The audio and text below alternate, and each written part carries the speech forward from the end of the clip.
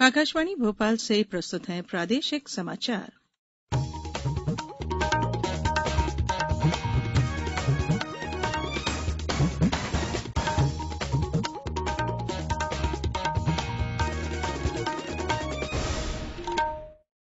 नमस्कार, समाचारों के साथ मैं धारणा सचदेव। कोविड से सुरक्षित रहने के लिए श्रोताओं से अपील है कि कृपया इन 4 सरल उपायों का पालन अवश्य करें। पूर्ण टीकाकरण कराएं, मास्क पहनें, 2 गज की सुरक्षित दूरी बनाए रखें, हाथ और चेहरा साफ रखें। अब इस बुलेटिन के समाचार। सबसे पहले मुख्य समाचार। प्रधानमंत्री जीवन ज्योति बीमा योजना में 9 करोड़ 27 लाख से अधिक लोग शामिल हुए। मुख्यमंत्री ने इंदौर में 104 करोड़ रुपए से अधिक के विकास कार्यों का लोकार्पण और भूमि पूजन किया। इंदौर का अत्याधुनिक सरवटे बस स्टैंड भी लोकार्पित। देश की 75 महिलाओं को वुमेन ट्रांसफॉर्मिंग इंडिया अवार्ड से सम्मानित किया गया और उबैदुल्ला खां हेरिटेज कप हॉकी टूर्नामेंट शुरू हुआ। भोपाल को हॉकी हब के रूप में विकसित किया जाएगा, कहा खेल राज्य मंत्री ने। अब समाचार विस्तार से। केंद्रीय वित्त मंत्रालय ने कहा है कि प्रधानमंत्री जीवन ज्योति बीमा योजना में 9 करोड़ 27 लाख से अधिक लोग शामिल हुए हैं, जबकि प्रधानमंत्री सुरक्षा बीमा योजना में 17 करोड़ 74 लाख से अधिक लोगों ने नाम दर्ज कराया है। आंकड़े में 1 अप्रैल 2017 से लेकर पिछले महीने की 23 तारीख तक इन दोनों योजनाओं के लिए पंजीकृत व्यक्तियों की संख्या शामिल है। केंद्रीय वित्त राज्य मंत्री डॉक्टर भागवत किशन राव कराड़ ने कल लोकसभा में एक प्रश्न के लिखित उत्तर में यह बात कही। उन्होंने कहा कि ये दोनों योजना देश में बीमा आवरण बढ़ाने और आम लोगों, खासकर गरीबों और समाज के वंचित वर्गों को बीमा सुरक्षा प्रदान करने के उद्देश्य से 9 मई 2015 को आरंभ की गई थी। राष्ट्रपति रामनाथ कोविंद ने कल शाम राष्ट्रपति भवन में आयोजित नागरिक अलंकरण समारोह में पद्म पुरस्कार प्रदान किए। राष्ट्रपति कोविंद ने सीडीएस जनरल बिपिन रावत और राधेश्याम खेमका को मरणोपरांत पद्म विभूषण से अलंकृत किया। जनरल रावत की बेटियों कृतिका और तारिणी तथा राधेश्याम खेमका के बेटे कृष्ण कुमार ने अलंकरण प्राप्त किया। वरिष्ठ नेता गुलाम नबी आजाद, टाटा सन्स के अध्यक्ष एन चंद्रशेखरन, पैरा ओलंपिक्स पदक विजेता देवेंद्र झाझरिया, पूर्व नियंत्रक और महालेखा परीक्षक राजीव महर्षि, सीरम इंस्टीट्यूट ऑफ इंडिया के प्रबंध निदेशक साइरस पूनावाला, समाज कल्याण कार्यकर्ता सच्चिदानंद स्वामी और शास्त्रीय गायक राशिद खान को पद्म भूषण से अलंकृत किया गया। गायक गुरमीत बाबा को मरणोपरांत पद्म भूषण दिया गया। 54 लोगों को पद्मश्री पुरस्कार प्रदान किए गए। मुख्यमंत्री शिवराज सिंह चौहान ने कल इंदौर में 104 करोड़ रुपए से अधिक के विकास कार्यों का वर्चुअली लोकार्पण और भूमि पूजन किया। इस अवसर पर मुख्यमंत्री ने कहा कि स्वच्छता और पर्यावरण के क्षेत्र में इंदौर में किए जा रहे नवाचार प्रदेश के सभी शहरों के लिए अनुकरणीय हैं। मुख्यमंत्री ने इंदौर के बहुप्रतीक्षित 15 करोड़ की लागत से बने नवीन, अत्याधुनिक और सर्व सुविधा युक्त सरवटे बस स्टैंड का लोकार्पण भी किया। इस बस स्टैंड से प्रतिदिन 500 बसों का संचालन किया जा सकेगा। इसके अलावा मुख्यमंत्री ने पर्यावरण संरक्षण और लोक परिवहन को प्रोत्साहन देने के लिए पीपीपी मॉडल पर शुरू की गई इंदौर पब्लिक बाइसिकल सेवा का लोकार्पण भी किया।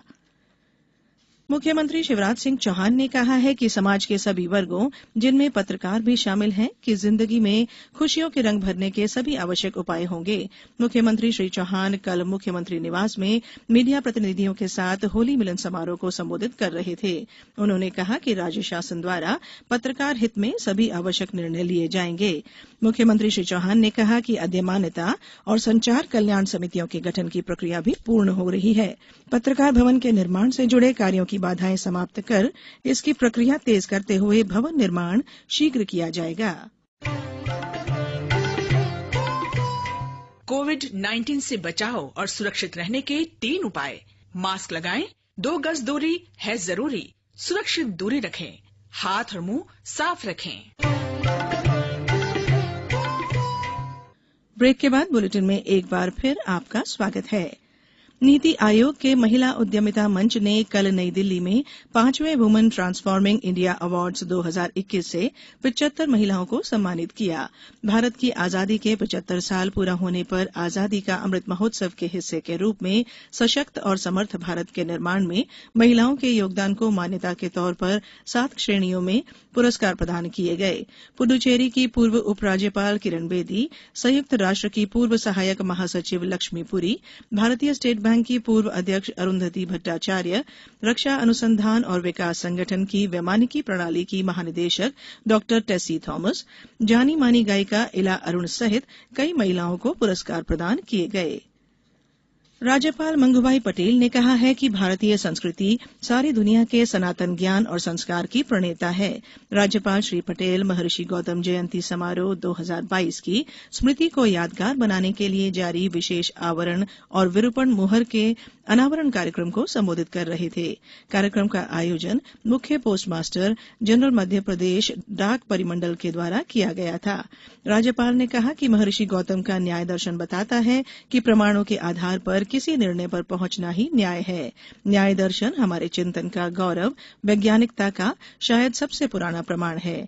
उन्होंने कहा कि मानव मात्र के कल्याण के लिए त्याग और तपस्या की ऋषि मुनियों की समृद्ध परंपरा और उनका ज्ञान ही हमारी संस्कृति की अमूल्य विरासत है।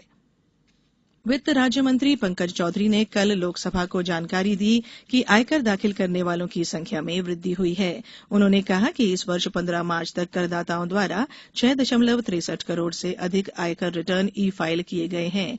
लोकसभा में अपने लिखित उत्तर में वित्त राज्य मंत्री ने कहा कि आयकर विभाग द्वारा करदाताओं को ई फाइलिंग पोर्टल पर 29 लाख से अधिक नोटिस भेजे गए थे और इन पर लगभग 15.5 लाख से अधिक प्रतिक्रियाएं ई फाइलिंग पोर्टल के माध्यम से प्राप्त हुई थीं। भारत और अमेरिका में स्वतंत्र, मुक्त, समावेशी, शांतिपूर्ण और समृद्ध हिंद प्रशांत क्षेत्र के लिए अपनी प्रतिबद्धता दोहराई है।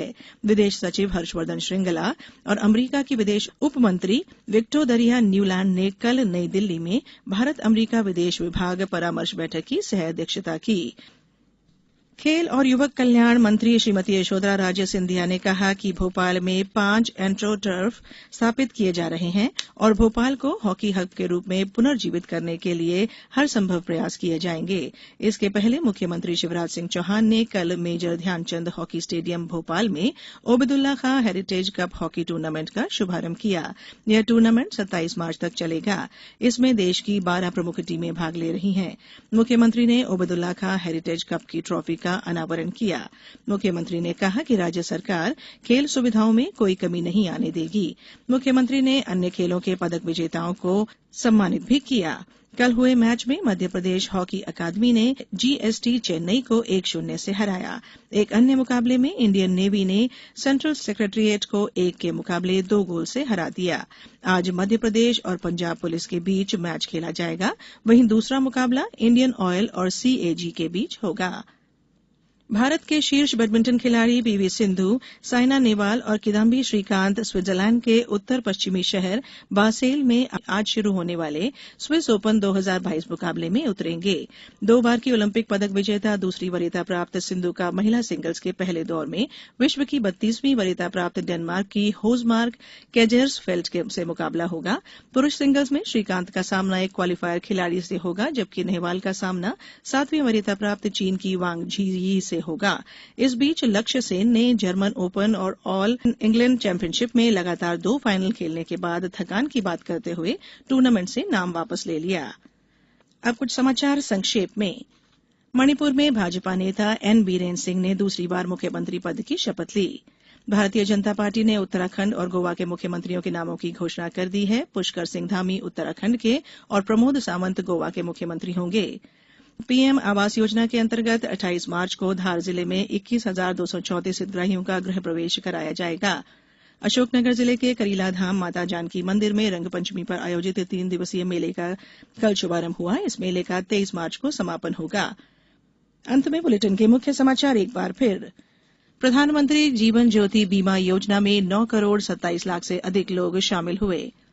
मुख्यमंत्री ने इंदौर में 104 करोड़ रुपए से अधिक के विकास कार्यों का लोकार्पण और भूमि पूजन किया। इंदौर का अत्याधुनिक सर्वटे बस स्टैंड भी लोकार्पित।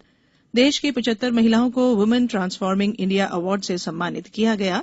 और Obaidullah Khan heritage cup hockey tournament शुरू हुआ। भोपाल को हॉकी हब के रूप में विकसित किया जाएगा, कहा खेल राज्य मंत्री ने। इस बुलेटिन में इतना ही। अंत में एक अपील, मास्क और 2 गज की दूरी, हाथ धोना भी है जरूरी। नमस्कार।